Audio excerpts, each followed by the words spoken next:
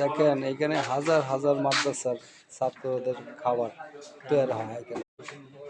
এটা হচ্ছে অত্র মাদ্রাসার বোর্ডিং। এখানে হাজার হাজার ছাত্রছাত্রীদের জন্য প্রতিদিন রান্না বান্না হয়।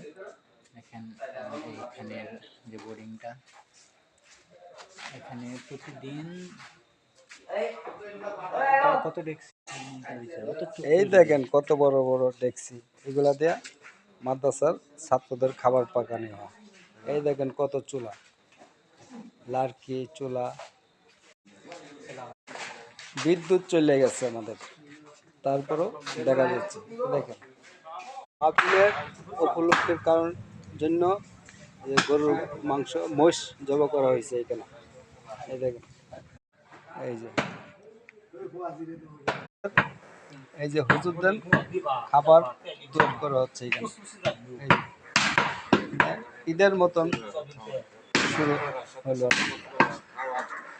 এখানে মোষ জবাই হয়েছে সবার জন্য, খাবো তারা।